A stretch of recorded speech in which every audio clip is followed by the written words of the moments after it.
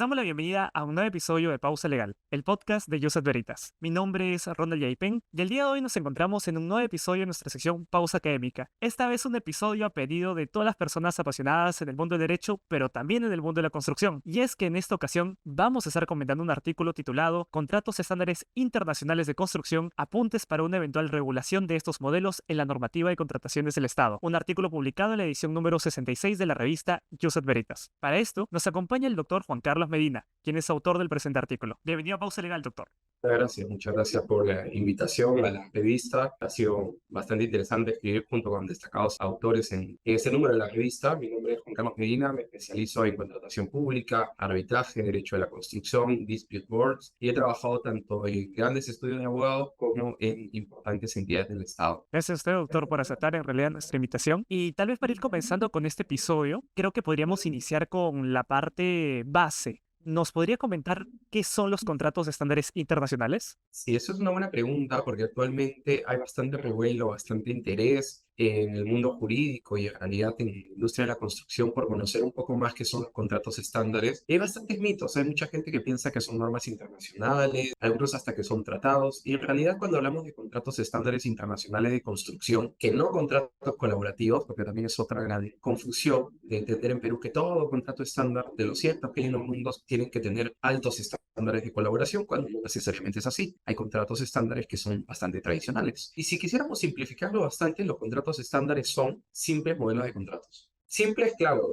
no de una manera efectiva, en realidad son modelos de contratos bastante útiles, bastante importantes, que reúnen características que los hacen de uso internacional, de uso extendido, pero digamos que simplificando el tema son modelos de contratos que en línea general las partes deciden sobre la base de estas ventajas, de estos beneficios que le encuentran estos modelos, decidir si los utilizan o no, como también modificarlos. La idea sería no modificarlos de más, de tal manera que se desnaturalicen y pierdan justamente estas bondades que tienen, pero digamos que no hay ninguna limitación normativa, al menos hasta en nuestro país, para hacer estas modificaciones a gusto de las partes. Perfecto, doctor. ¿Nos podría comentar cuál considera usted que es la principal ventaja que tiene el utilizar este tipo de contratos? Mira, en principio, el uso más importante que creo, o la ventaja que tienen estos contratos en su uso es reducir los costos de transacción durante la negociación del contrato. Es decir, si nosotros elegimos un contrato que se supone que ambas partes deberían conocer o que ambas partes deberían estar seguros de que el modelo de contrato que están eligiendo es un modelo que presenta ventajas para el proyecto y para el escenario en donde se desenvuelve su proyecto, pues entonces las partes no se van a concentrar en negociar cada una de las cláusulas del contrato o a discutir punto por punto del contrato, sino que van a tener ya un gran cuerpo contractual consensuado que viene del modelo, que es probado internacionalmente y elaborado por expertos, y solamente se van a concentrar en modificar o precisar aquellas particularidades propias de su proyecto o de su relación contractual. Con lo cual, se reducen los costos de negociación, se reduce también la pérdida de confianza, el desgaste emocional que supone estar negociando cada una de las cláusulas que muchas veces, dependiendo de los equipos, pues supone pequeñas peleas, pequeñas discusiones, de tal manera que cuando llegas a firmar el contrato, pues ya los equipos están peleados, ya hay discrepancias, ya se llevan mal, ¿qué es lo que no se busca, ¿no? Entonces, con estos contratos estándares, ya tienes un cuerpo probado internacionalmente, ya tienes un modelo de contrato idóneo y simplemente te centras en los pormenores. Y otro tema muy importante es que los contratos estándares tienen cláusulas que ya han sido probadas alrededor del mundo en diferentes proyectos, con lo cual existe jurisprudencia, existe doctrina, existe un consenso en la industria de la construcción sobre cómo se deben leer algunas de las cláusulas, lo cual no implica que no haya controversias, lo cual no implica que no se debe interpretar en cada caso a la luz de la normativa nacional, pero al menos se puede encontrar material para dar mayor predictibilidad sobre el uso adecuado de estos contratos. Perfecto, doctor. Entonces creo que nos queda muy claro esas dos características que usted principalmente nos comenta, ¿no? Por un lado, la reducción de costos de transacción en general, un ahorro de tiempo para las personas que tal vez están negociando, se evitan conflictos, por así decirlo, que haya más cordialidad al momento de negociar, que es lo que se busca, más que nada, porque al final es un contrato, es apenas con lo que está iniciando todo, lo que va a ser un proceso largo de construcción. Y por otro lado, como usted bien dice, ¿no? Que existe tal vez ya un poco más de jurisprudencia, un poco más de entendimiento de lo que ha habido con experiencias anteriores. Ahora muy bien se puede interpretar respetar las cláusulas, que es más o menos alguno de los puntos que también nos comenta en su artículo. Y a raíz justamente de que esos contratos, como usted bien dice, no son de naturaleza internacional, entendemos de que en todo el mundo se pueden utilizar. En lo que respecta a nuestro país, ¿estos modelos contractuales se encuentran contemplados en la normativa peruana? Todavía no. O sea, sé que hay avances y de hecho está estudiándose bastante la posibilidad de incorporar el uso obligatorio o el uso facultativo de estos contratos para contratación pública, por ejemplo. Hay referencia a los contratos estándares y a la posibilidad de su uso en el decreto de urgencia 021-20 que crea los proyectos especiales de inversión pública y el modelo de ejecución de inversiones, que recoge muchas de las herramientas que utilizamos en los Juegos Panamericanos. Hay referencias en la norma de la Autoridad Nacional de Infraestructura. Hay referencias incluso, aunque mucha gente se olvida, en nuestra ley de contratación del Estado, que siempre la tildan de vetusta, de inoperativa y tal. Ya nuestra norma habla de estos contratos, que no se pueden aplicar bajo el estándar que tenemos ahorita. En nuestra norma es otra cosa, pero ya hay una referencia. Lo que no hay es un desarrollo de qué contrato vamos a usar o qué contratos son idóneos o qué características tienen que tener los contratos estándares que van a elegir las entidades, porque lo que tiene que entender la gente es que hay cientos de contratos estándares en el mundo. Entonces no es que de pronto sale una norma que ya vamos a usar los contratos estándares y nos va a dar claridad de cuál usar, cómo usarlo o qué modelo es el adecuado para qué situación, ¿no? Creo que igual hay que aterrizar esos mayores lineamientos, qué es lo que falta. Hay referencias, pero no hay una regulación a detalle ni tampoco una norma actual que diga que los tengas que usar obligatoriamente. Eso que señala me parece también bien interesante, ¿no? Por el mismo hecho que, como usted bien dice, estos contratos son utilizados a nivel internacional y que curiosamente, a pesar de su, digamos, su regular uso, aún no cuenta el Perú con una regulación desarrollada que podría ser incluso un poco incoherente, ¿no? Porque si estos contratos son tan usados, ¿por qué es que el Perú aún no tiene por lo menos una normativa que de algún modo pues especifique sus limitaciones o sus consideraciones de uso, ¿no? Y en ese sentido, doctor, que usted nos comenta que esos contratos aún no se encuentran contemplados, pero que sí hay referencias, ¿existe algún caso en nuestro país en el cual ya se hayan utilizado este tipo de contratos para alguna obra en el Perú? Sí, en realidad en Perú tenemos una experiencia ya bastante importante en el uso de contratos estándares, que incluso se viene estudiando internacionalmente cómo Perú lo viene implementando, y no ha nacido con Panamericano, como muchos creen. Panamericano ha marcado un hito para el uso de los contratos de gobierno a gobierno, para el uso de los contratos estándares, pero no ha sido ni la primera ni la única vez que hemos usado estos tipos de contratos. El modelo de contrato con el que quizás el Perú se ha familiarizado más es el contrato FIDIC desde hace muchos años. Actualmente estamos utilizando también modelos de contrato LNC. Tengo entendido que en algún momento se usó un contrato colaborativo también para un entidad específico, pero ya tenemos un importante recorrido en el uso de estos contratos, experiencias que podríamos investigar. Por ejemplo, actualmente los contratos NEC los estamos utilizando para el proyecto especial de inversión pública de escuelas del Bicentenario, para las obras de la reconstrucción con cambios, también para los Juegos Panamericanos, en donde se ha usado tanto para construcción como para el mantenimiento de la infraestructura desarrollada para los Panamericanos. FIDIC lo estamos utilizando actualmente para las obras del Hospital Lorena, el Aeropuerto Internacional de Chinchero, en su momento para Expo Uruguay. Entonces tenemos bastante experiencia ya en el uso de estos contratos estándares, y lo que sí creo que falta trabajar un poco es masificar la información sobre el uso de estos contratos, lo cual implica no solamente resaltar de manera etérea las bondades de un contrato estándar o qué es lo bueno de NEC o qué es lo bueno del FIDIC, sino también abrir la data y decir, mira, hemos tenido estos retos, en el Perú se aplican de esta manera, en el Perú tal cláusula ha tenido que ser modificada porque no ha funcionado, o en el Perú hemos tenido tales errores y tales aciertos y esto se puede mejorar. Creo que cuando hablamos de esa información y se sincere cómo vienen aplicándose estos contratos, pues tendremos mejores argumentos para determinar qué contratos favorecen, qué contratos no favorecen al uso de qué tipo de juegos.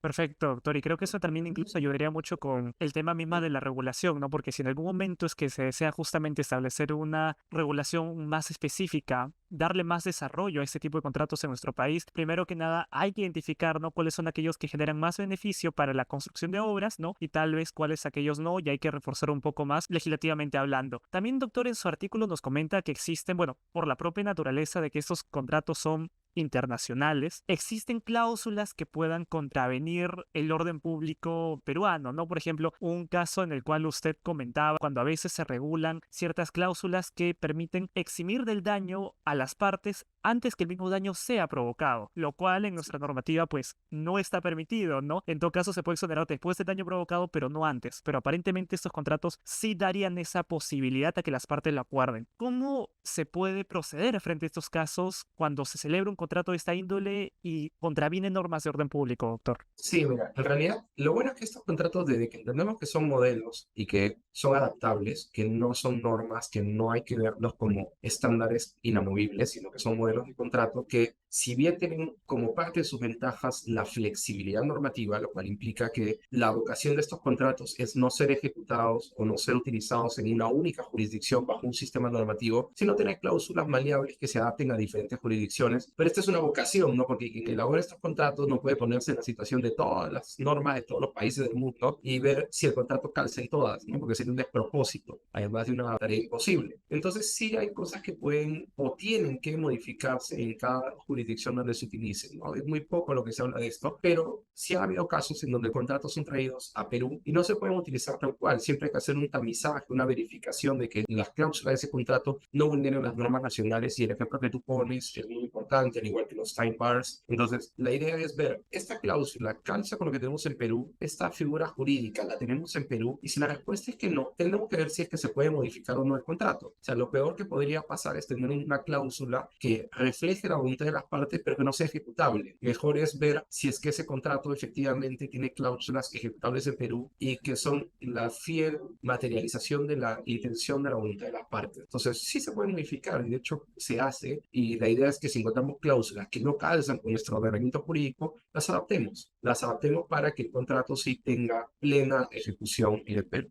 Justamente también tiene mucho que ver con las ventajas que al principio nos comentaba, doctor, con el tema de la flexibilidad normativa, ¿no? Entonces vemos de que no solamente pues ayuda a reducir costos de transacción, sino que también se permiten adaptar al ordenamiento de cada país, ¿no? Justamente con la flexibilidad que nos comenta. Ahora, doctor, vemos de que estos contratos son en general pues bastante de un modo beneficiosos, traen diversas ventajas para las partes, para la realización de obras. ¿Usted considera, ya tal vez a modo de reflexión, que la adopción de estos modelos contractuales servirían de solución a los defectos en la realización de obras, por lo general en las obras públicas que se dan en nuestro país? Yo creo que los problemas de las obras públicas en el país son estructurales y tienen que ver con permisología, con la corrupción, con la calidad de los expedientes técnicos, con los problemas de liberación judicial, o sea, y las interferencias. Hay un montón de problemas que afectan a las obras públicas y que generan su paralización, entre ellas la falta de colaboración entre las partes también. Entonces, pensar que solamente un modelo de contrato por sí mismo va a solucionar los problemas de la obra pública nacional, creo que nos estamos quedando un poco cortos en el debate, ¿no? Pues quizás me equivoque, ¿no? Pero creo que el modelo de contrato, así como la norma tampoco, la ley de contrataciones del Estado,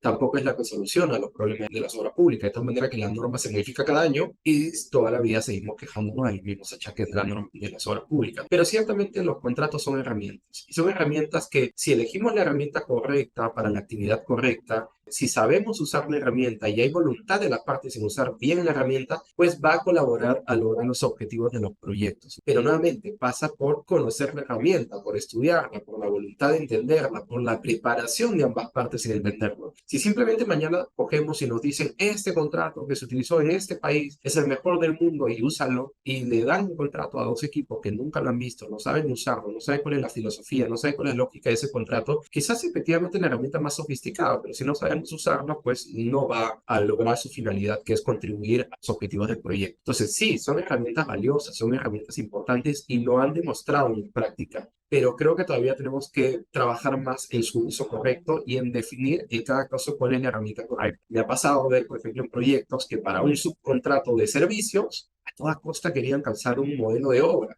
Y bueno, la adaptación de ese contrato se puede hacer, ¿no? A insistencia de las partes se puede modificar el contrato. De ahí a que el contrato alcance su finalidad es otra cosa. Lo mismo, para un subcontrato de servicios, alguna vez vi que querían usar uno de bienes, porque están confundiendo venta con arriendo. Y entonces, nuevamente, se tuvo que modificar todo un contrato que hablaba de comprador y vendedor para hacerlo calzar a un contrato de servicios. Entonces, si vamos a usar mal los modelos, no vamos a poder explotar su beneficio. Pero siempre es bueno que entendamos que los contratos estándares, como cualquier otro contrato, son herramientas, herramientas que ayudan, pero no son la finalidad. La finalidad es el proyecto, que está afectado por varios elementos. Entonces, más importante incluso que un modelo de contrato es la calidad y el compromiso de los equipos que están ejecutando el proyecto. Sin compromiso de los equipos y sin las condiciones políticas o las condiciones económicas para que ese contrato se ejecute bien, pues igual vamos a tener problemas. Entonces, sí ayudan, pero no son la única solución. pero definitivamente como herramientas son herramientas muy valiosas y las estamos probando y están dando en muchos casos resultados positivos. Me quedo mucho con justamente con lo que usted menciona, ¿no? De que el tema de que ver esos contratos realmente como herramientas que lo son, ¿no? Al final la finalidad misma del contrato no es en sí mismo el contrato, sino la obra que se busque realizar. Y como usted bien dice, si las partes no conocen con rigurosidad la filosofía del contrato mismo, pues al final no van a poder explotar todo el potencial mismo que el contrato permite ofrecer a quienes están siendo las partes de la celebración del contrato. Entonces,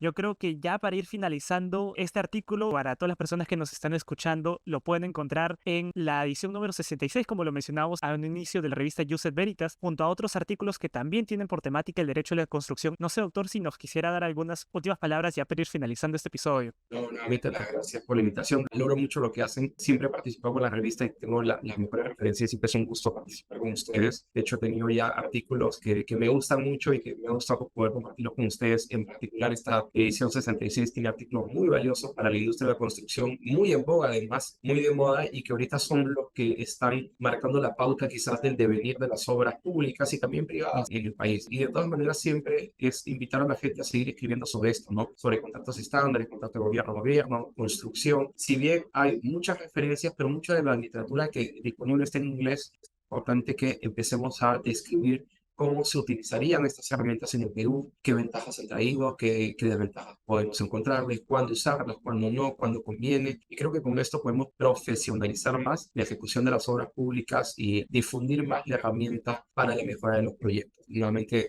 una felicitación por el trabajo de difusión que ustedes hacen. Muchas gracias a usted por acompañarnos en este episodio. Si aún quieren conocer un poco más sobre los diversos temas en el mundo del derecho de la mano de los excelentes artículos Jus et Veritas, no olviden que pueden revisar todo nuestro contenido en todas las plataformas de podcast y YouTube. Asimismo, nos pueden encontrar en redes sociales tanto en Instagram como en TikTok como @pausalegal. Nos vemos en un próximo episodio. Hasta pronto.